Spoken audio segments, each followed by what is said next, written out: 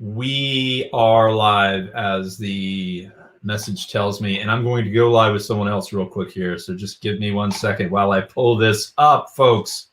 It's so exciting.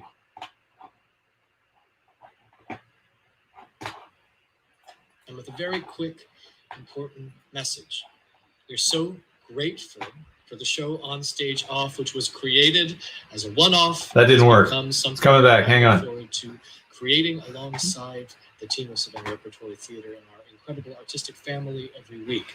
In our first 3 months, we welcomed an embarrassment of riches from across Savannah and across our guests, Jen Bishop, Gary Swindell, Christopher Oscar Pena, Christopher Susi, Michael Jacinto, Carla Knudsen, Red Blissett, Bill Irwin, Jinhee Susie Rand, Nigel D. Robinson, Michael Cerveris, Erica Walsh, Brian Halverson, Mary Chifo, Rachel Chavkin, Stephen Lyons, Kathleen Captasooner, Danny Johnson, David Poole, Laura Darrell, Chris Bass, Mickey Sodergren, Moritz von Stupnagel, Ellie Pyle, Delette McDonald, Emily Gardner-Shoe Hall, Bliss Griffin, Roger Moss, Jessica Lynn Verdi, Kenneth Roberson, Justin P. Kent, C.K. Allen, Stephanie Bacquisto, and most recently, Sean Daniels.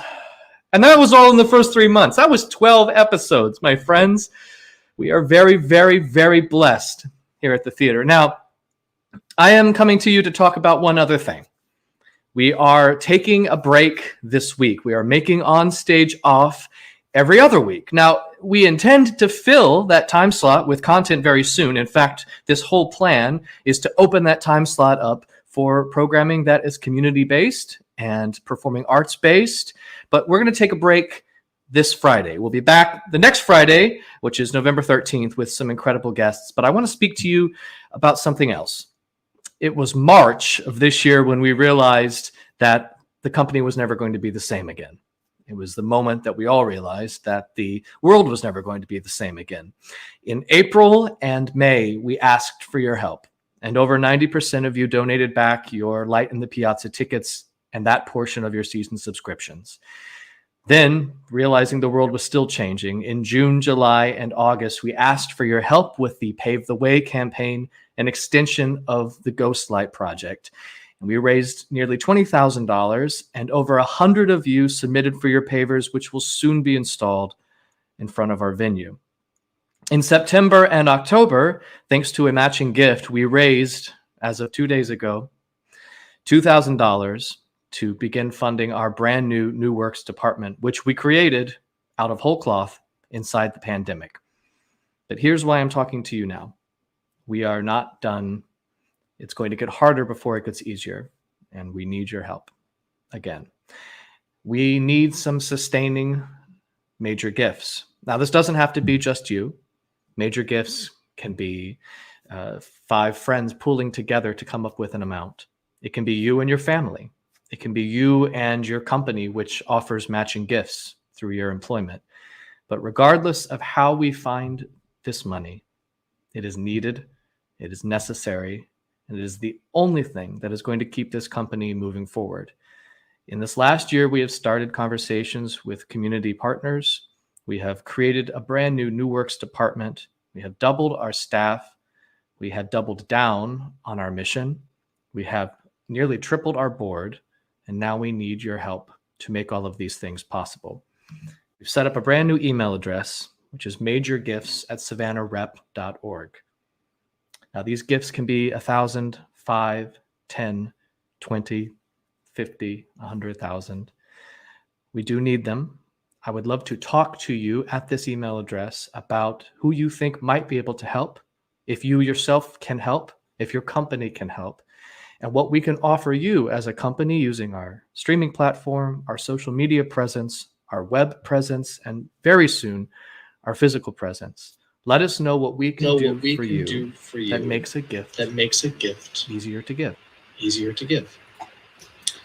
All right. That is my good friend Ryan McCurdy announcing that they are setting up a major gifts category for donations for the Savannah Repertory Theater, a very wonderful venue that I've been a firm fan of, as well as a performer at, supporter all those things.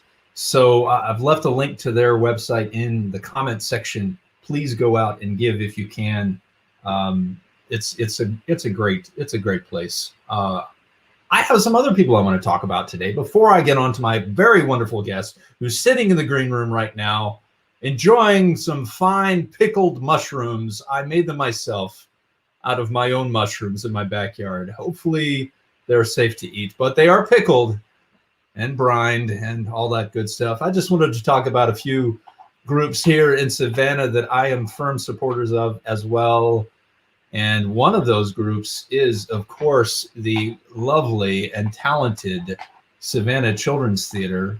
They had this crazy thing this weekend, which I wanted to share with you now. If I can I do it? I don't know. Maybe I can. Is that it? Yes, it is. Good. They had this fundraising effort where basically you would give money to pick out a specific ingredient to put in a huge vat of slime that then they took and they dumped on top of Miss Kelly Miley, director at the Savannah Children's Theater. And this is what she looked like. I just find it amazing. It is quite a look. And there's video of the entire thing. You can go and watch how she got slime if you check out the I Heart Savannah Facebook page. Here's the link to that. Let's see how quickly I can paste that in and say send, and check that out. It's quite hilarious what happens to her. Yes, it is. Also, coming up this season, this month at the amazing and extraordinary and historic Savannah Theater, they will be kicking off their annual Christmas tradition show, which I have gotten to enjoy these many years. That's not it. That's Kelly Miley again. Let's see if I can do this right. Some of this technology is just so hard. Yeah.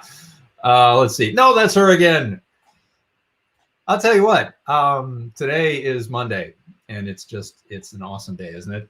It is certainly an awesome day. Let's see if I can do that one more time. I'm going to try. Sean's sitting back there. He's just laughing his head off right now, watching me struggle with my technology. Is this it? Is this going to be it? Dagnabbit, there she is again. I just can't get rid of her. But anyway, they're kicking off their Savannah Christmas tradition this year on the 26th. So that would be Thanksgiving week. One day after Thanksgiving, I believe. It's 23rd, 24th, 25th, 26th. No, it is Thanksgiving. They're kicking off a Christmas tradition on Thanksgiving. They are about 30% capacity, 33% capacity at the theater to observe social distancing and keep people safe. So go get your tickets for that. It's a great show. It's a review style show. It's fun, music, comedy, all those wonderful things. And yes, it's amazing. Thirdly, I want everyone to go out and support these amazing comedians, which I think I'm now a part of in some crazy way. Front Porch Improv. I just finished my improv course at Front Porch and had my first show last Tuesday. I had a wonderful time, and I hope it also promotes my ability to be able to talk to people. I don't know. We'll see. But yeah, they've got shows and tickets coming up. They've got online shows. They have in-person shows with a limited capacity. I think they can have about 24 people in the audience at one time, which isn't very many, but it also keeps people safe and able to engage in comedy and improv and fun.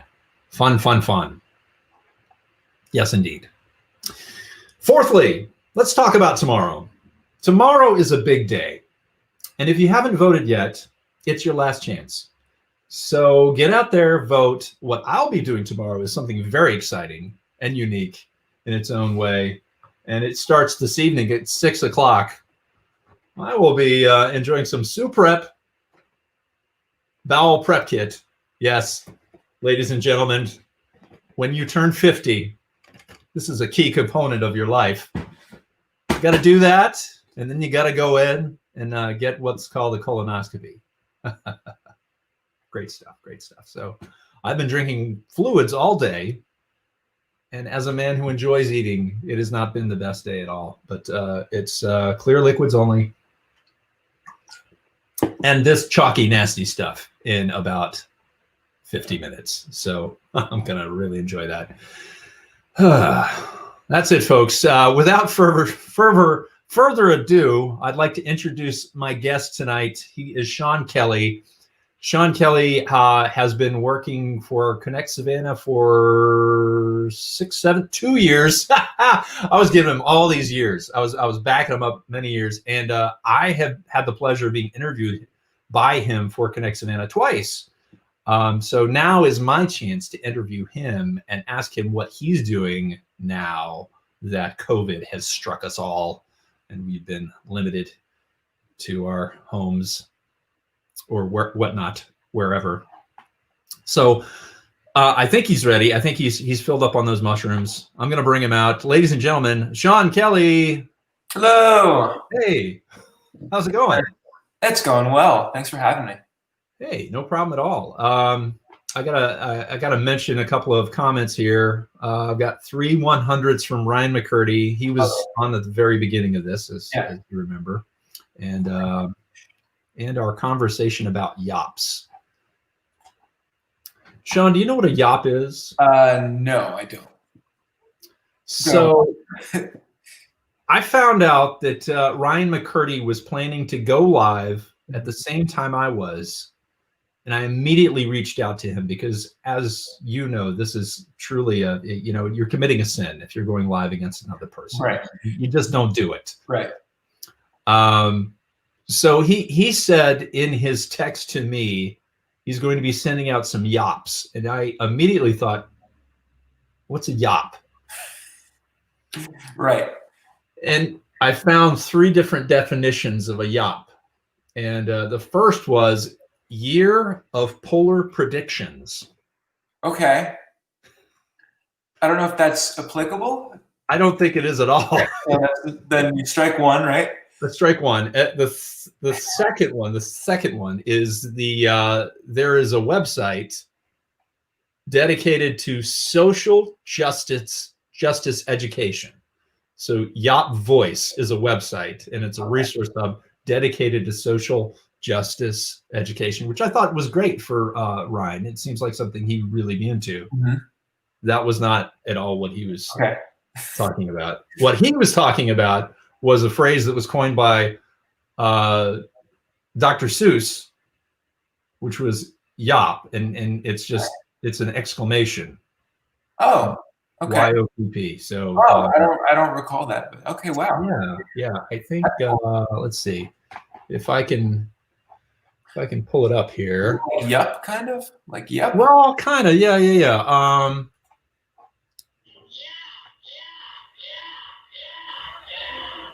So in Horton Hears a Who, the yell that the small child on the planet or the town of Who or whatever, right, screams yop, and that's the word that gets through. Okay, Everybody hears, yeah. There you go. So yeah. So that was yop. So so now that we've gotten that off to a great start, I brought us to a halt. Ryan has also asked if he can ask you a question. I'm going to say yes. Yeah, please do, Ryan. Please ask a question, Ryan. What's the question? I don't know what his question is. We'll find out in a minute. Ask multiple questions. However many questions you want, Ryan. It's all good. So in, let's say, was it July, maybe August? August, you left Connect Savannah, correct? It was no, it was end of September. End of September. Wow. Okay. Yeah. So you left, and there were reasons why. We don't need to go into that. Yeah. But it's come to the point now where some of you have gotten together and you've decided you're going to do your own publication, right? Yeah. Yep. And that publication is? That publication is called the Savannah. The Savannah. Okay. Yeah, and it's me and Jim Marikas and Rachel Flora. We were all on the editorial team at Connect, and we all resigned essentially at the same time, pretty much within like 36 hours of each other. So it was definitely like a concerted, very specific thing. We've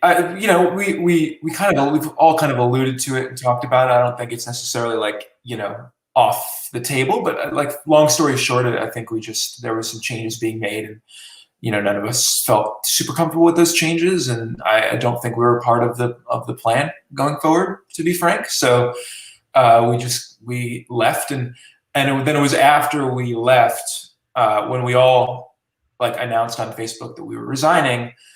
We started getting like all these comments from people saying, like, especially Jim and Rachel, saying like, please do something else.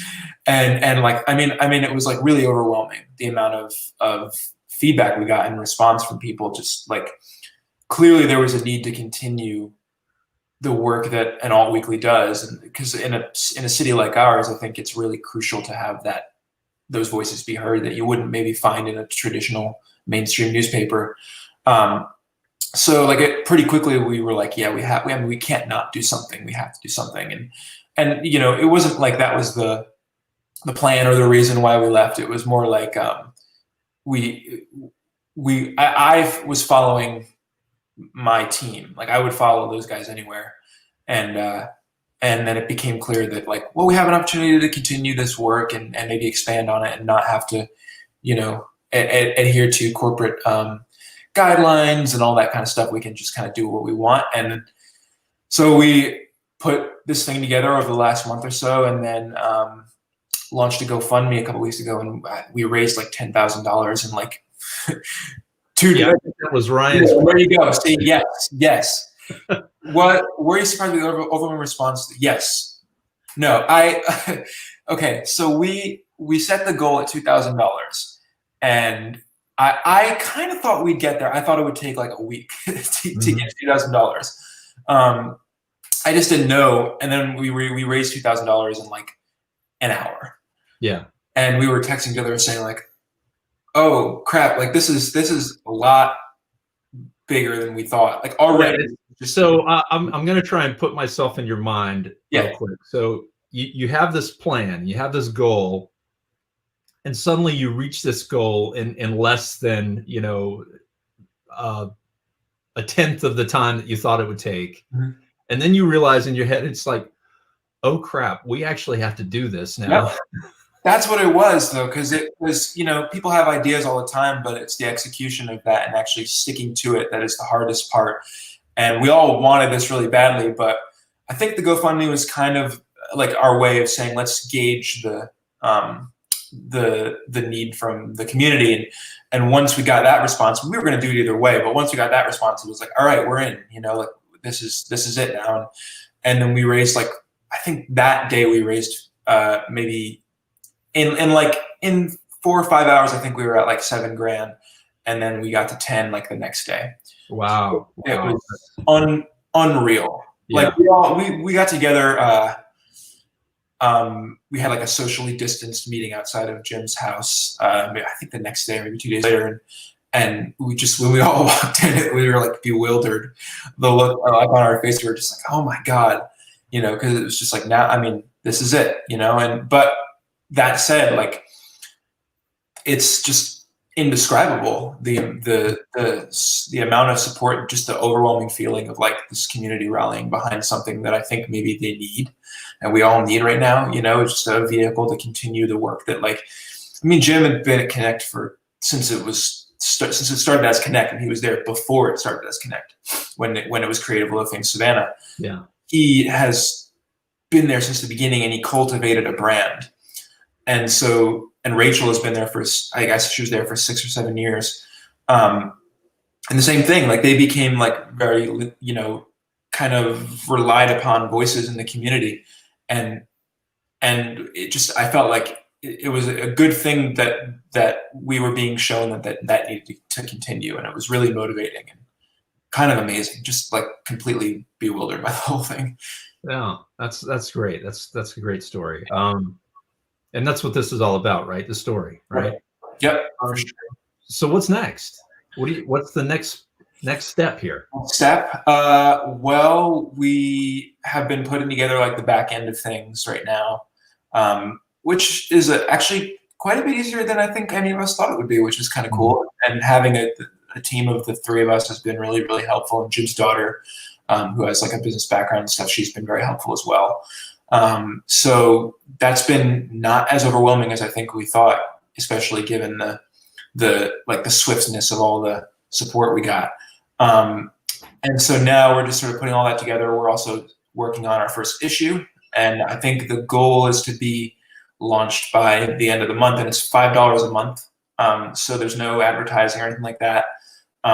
You just pay your $5 a month, and you get our content every week on the website, and then also in a newsletter form too. So it's all coming together like really well. It's kind of a relief that it's working out so well so far. But you know, this model is sort of great because we're not under the gun every week like we were at the paper, where we had to fill the page and make sure that we were, you know, doing X amount of pages every week and that sort of thing, and X amount of content. Like I think the idea is quality over quantity, and you know, that's the goal. So it's so far so good, and I think we're all really, really energized.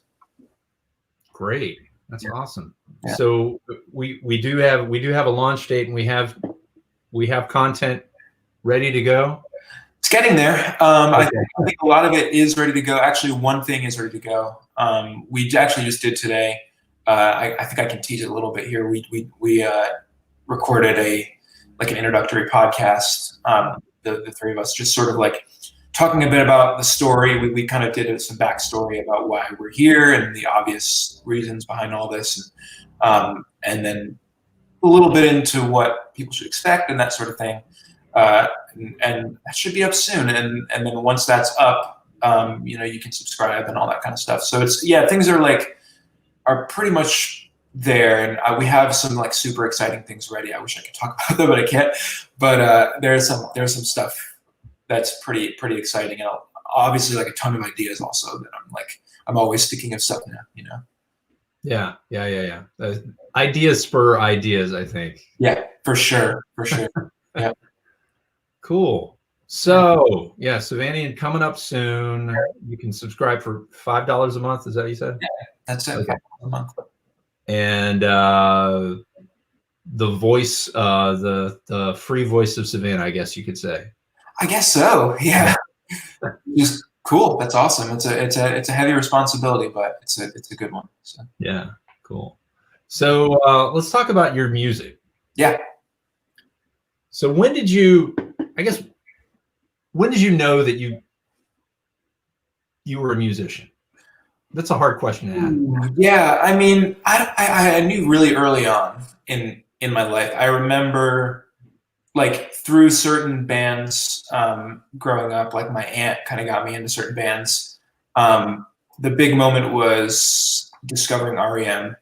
It was kind of a turning point. I think I remember getting like the single, like the Losing My Religion single on cassette, or my aunt gave it to me or something. I must have been maybe 5 or 6 or something like that.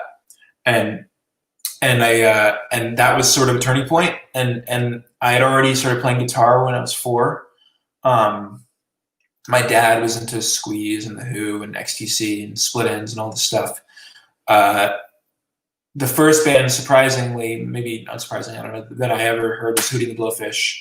And they were sort of because, you know, 1994, I was 3 or whatever, and it was the biggest, Cracked Review was the biggest album. They were the biggest band in the world for 2 years, you know. And so they were massive REM fans, like unabashed REM fanatics. And so through Hootie and the Blowfish, I got into REM. And then through that, I just started like getting really into liner notes and stuff like that. So I remember, I don't remember how old I was, because I started playing guitar, but I was like I was 4, so I was sort of like, I can remember just sort of, you know, strumming on a guitar, not really knowing what I was doing, but just kind of learning. And I took some lessons. I took some piano lessons for a while. I think it was like maybe I was 7 or 8, and I might have been a little younger, and I decided that I didn't want to do music anymore. I didn't like going to lessons and all that kind of stuff. I was tired of playing hot cross buns and all that stuff. So I like kind of put it down for a bit. And I want to say that was like, I don't know what I was doing around that time. There were several years where I was just sort of, I was never into sports and stuff. I was always listening to music, but I wasn't like actively trying to play. And then I remember when I was probably 11 or 12, when I was 11, I wrote my first song. So I was slowly kind of getting back into it. And then my brothers and I love that you say when you're 11, you were slowly getting back into it. Well, yeah, like, I'd stopped playing or whatever for a while, and I was sort of relearning. Yeah. Like, I kind of forgot everything I knew about guitar and piano and stuff, so I was relearning. And my brothers and I started a band when I was 11. I wrote this song. I had nobody to play it with because all my friends were into video games and stuff, and I didn't care about any of that stuff. Mm-hmm. So my brothers, I have a twin brother and then a younger brother, and they just decided to start playing, and they didn't play instruments either. And we went to the Rock and Roll Hall of Fame. My brother was 8. My younger brother was 8, so I was 11. And yeah. For all intents and purposes, that was 8, 11. So we went to the Rock and Roll Hall of Fame in Cleveland. I remember the long drive. Because you lived in New York at that time? New York, exactly. Yeah, I grew up in New York, so we drove to Cleveland, and I remember like just being mesmerized by the whole thing. My brother Brendan, who's my younger brother, he was into baseball at the time. He could not care less about music at all, so he was like just bored out of his mind. And then this was a pivotal moment for him and for me. But my dad was like, "Look, like sit down at this station. I'm gonna play you a song. Just listen." And put headphones on him, and it was "Whole Lotta Love," Zeppelin. And and it was that auto panning part where it kind of like spins. And Brendan was 8 years old. Exactly. Yeah, exactly. So you can imagine like an 8-year-old hearing that for the first time, and just being like, "What is this?" The Pink Floyd, where it runs from one part of the room to the other. Right, exactly. Yeah. So he heard that and was like, done. And he made my dad buy him the Early Days, Latter Days box set from the gift shop, and we listened to it all the way home. And then he bought a guitar, or my dad got him a guitar, and just started teaching himself. And so we literally just started a band. And once that band started, that was it. Like I was immediately like, this is what I'm going to do for the rest of my life. I can't do anything else. And legitimately that very same band, we're still in that same band, I guess 16 or 17 years later. And the name of that band is? That band's called The Fragile Tomorrow. We were not called The Fragile Tomorrow at first. We had I don't even remember the name. It's the worst name ever. And not that A Fragile Tomorrow is a particularly great band name. I think actually it's very it's apropos for right now. Probably more so than ever. Yeah, that's a good point. But yeah, so that was the moment. And I mean, it was every day since has been music, literally every single day, and it's just grown and grown and grown. But that was like once we got back from that trip and started playing, however badly we were playing. I was just like, I don't care. This is just great, and I just want to keep doing it forever. So yeah, that was the moment. Yeah, wow. So, but you've done music your whole life now, and I can't even imagine the experiences you must have had, not just with a band, but with. I read some of the information that you put in your bio, like the people that you've toured with or been able to open up for. So that's. I just can't even. Honestly, I just can't even imagine the lifestyle. It's just, what's weird is like, so at this point, I mean, obviously nobody's touring this year, but like as we've gotten older, I think we did so much of that when we were young that I think we're a little bit burned out on the road thing. Yeah. And, I have a wife and a daughter now, so I'm like a little bit more like at home, and that's part of why I moved to Savannah, was to open a studio, so I didn't have to, I could do something musical and not have to be on the road all the time to kind of get my fill. And so, at this point, like I'm sort of doing a lot of reflecting, and that's not to say we won't ever tour again, but like I'm thinking back on a lot of this stuff, and it's just like the places we've been able to go and the things that we've been able to do. Like I think a lot about, there's just certain moments like we got the chance to play in Israel like about 5 years ago, and my grandfather, it was his like life's dream to see his grandchildren play in Israel, because they had gone over for years and years. My family's Jewish, so that was like a very important place for him. So my grandparents flew over to see us play 2 shows, sold out shows in Israel and Tel Aviv. And it was like one of the most incredible experiences of my life. The band that we opened for was a band called Case Choice, who are friends of ours from Belgium. I know Case Choice. Yeah, they had a little hit here in the States in the 90s. Yeah. So, but in Europe, they're really big. And in Israel, it's crazy. We had heard stories from them because they brought us to Europe with them, and we did some stuff in the States with them. And they kept telling us these stories like, yeah, when you play in Israel, like they just love foreign bands so much. Not a lot of people go over there and tour, that they just freak out. It doesn't matter who you are. I mean, they have a fan base there, but it's like, it doesn't matter who you are. They just love when international bands come. And sure enough, like we stepped on stage without even playing a note and said we were from the States, and people just freaked out. And it will like forever be one of the 2 of the greatest shows of my life. Just the most incredible experience. And the fact that my grandparents got to be there to see it. And my grandpa died like, oh gosh, I want to say like 6 months later or something, 6-7 months later. It was like one of the last things he got to do was to see his grandsons like kind of live that dream that he wanted for us. It was amazing. Experience to have. Yeah. Yeah, so I've had a lot of that kind of stuff, and my mom, she passed away a few years ago.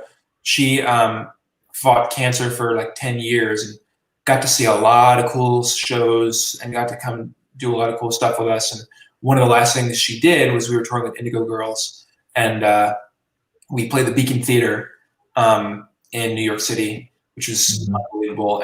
And she, I believe this was the last show that before she got really sick again, that she was able to come see.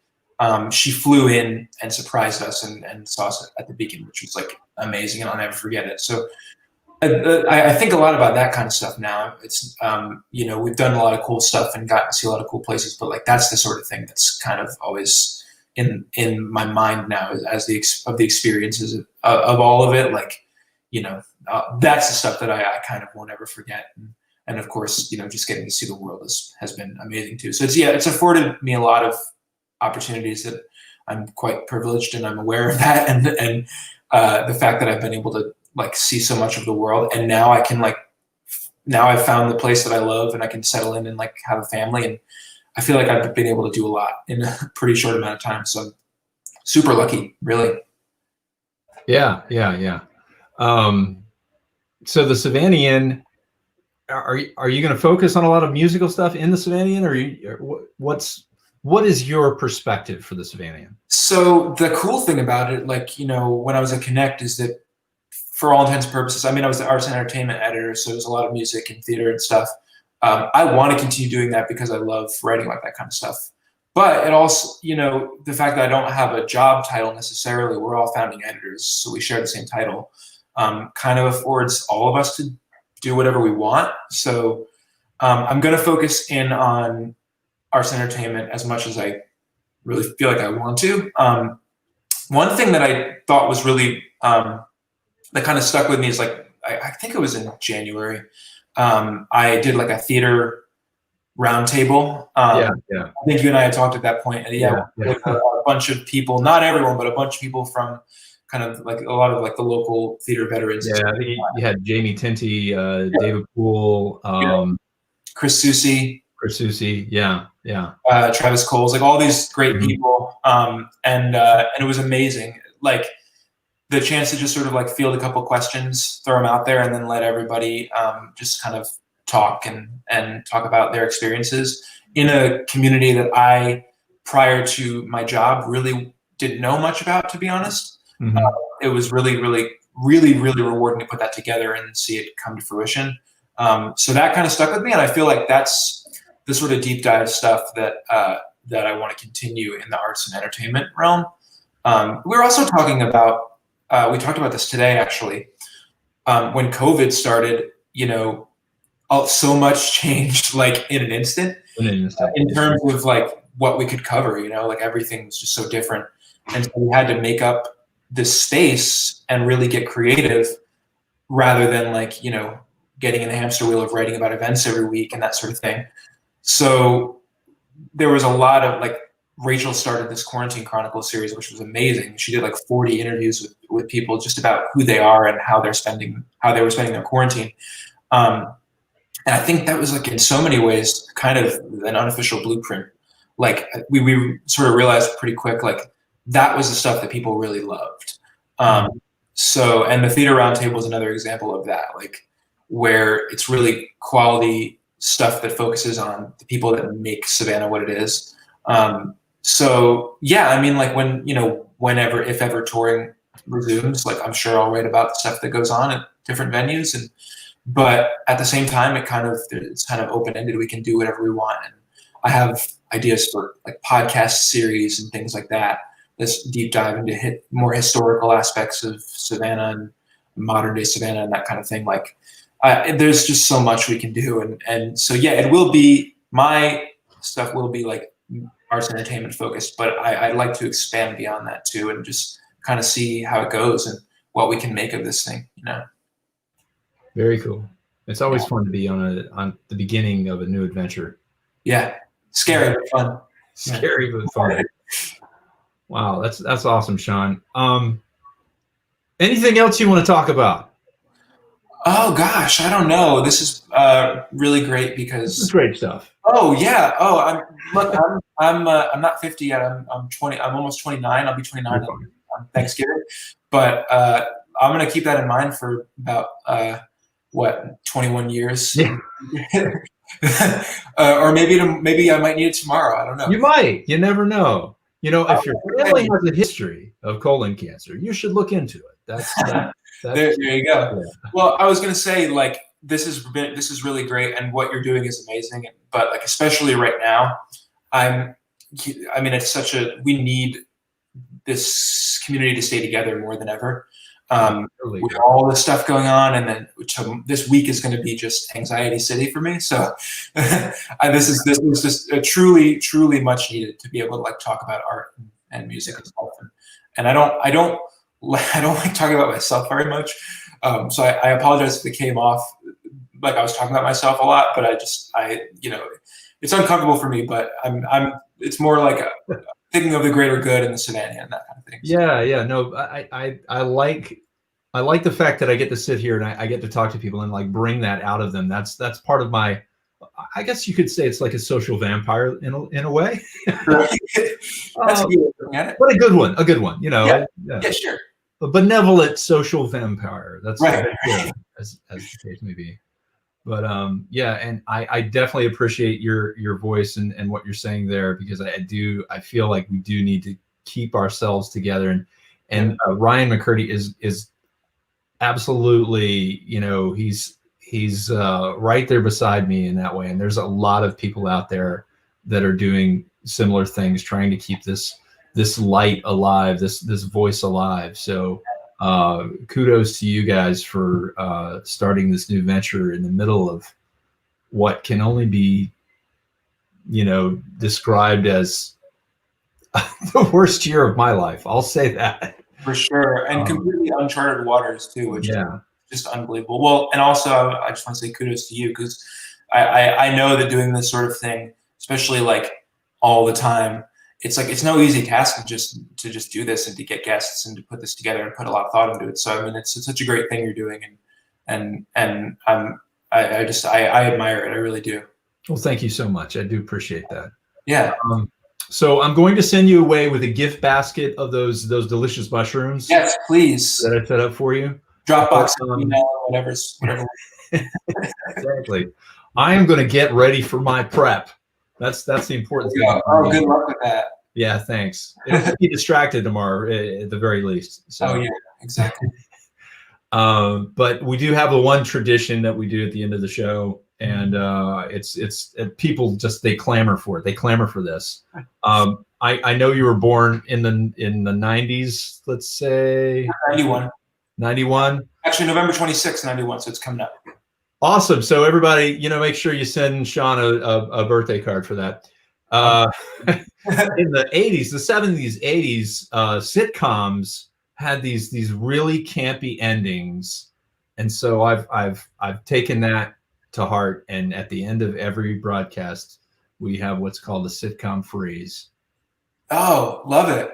Okay, are you ready? It has to be. You have to be reacting to something that's going on. We don't know what it is.